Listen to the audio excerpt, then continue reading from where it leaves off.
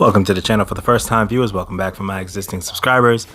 Today I want to touch base on a subject called toxicity and how I feel that we kind of throw that word around in the Rainbow Six Siege community a little bit too loosely.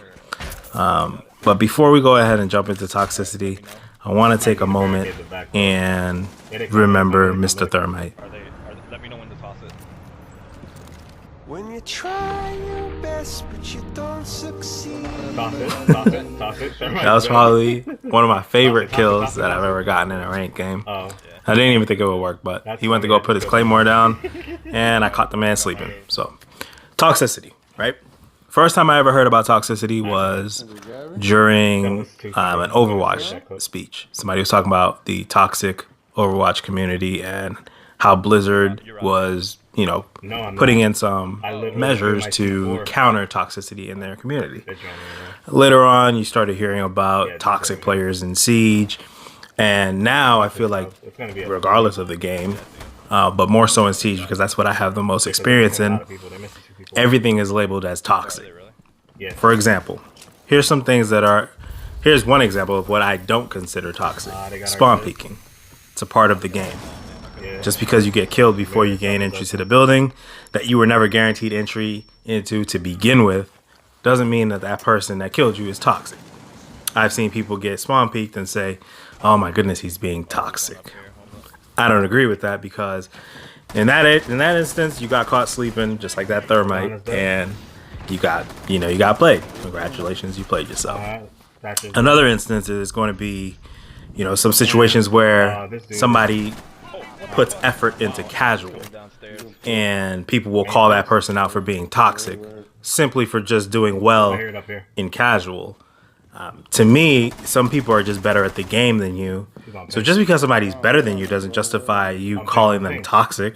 And I feel like to insinuate that somebody is a poison because they're good at a game or better than you at a game is something that as a collective we need to stop.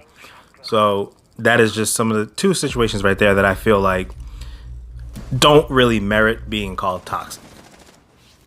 Now, a situation that I would consider being in the middle is drop shotting.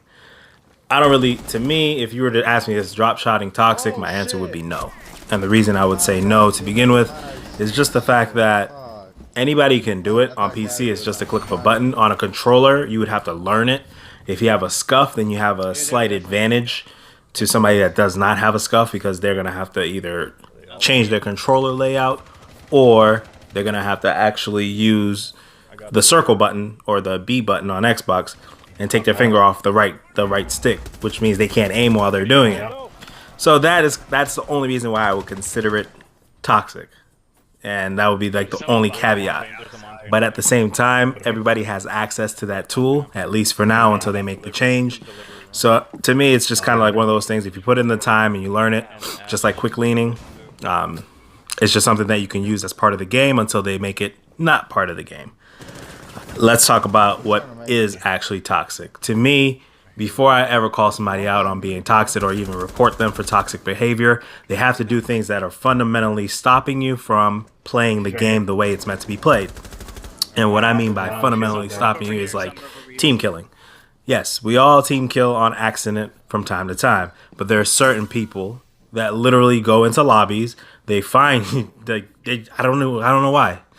They'll just find like lobbies and just kill people in there for no apparent reason. So that to me is toxic.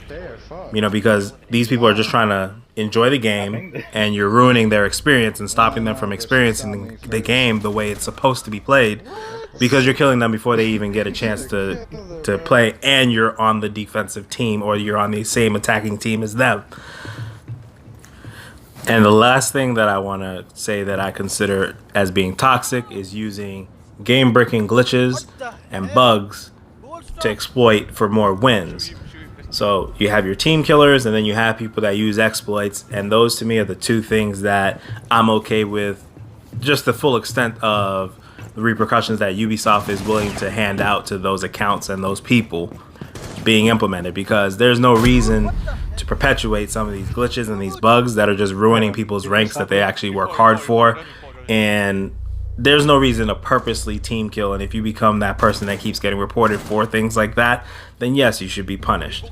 Let me know what you think in the comment section about toxicity. What do you consider to be toxic in Rainbow Six Siege?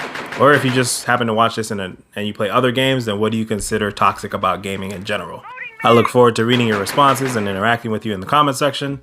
Thank you for watching the video the whole way through, and be easy. I will catch you in the next one.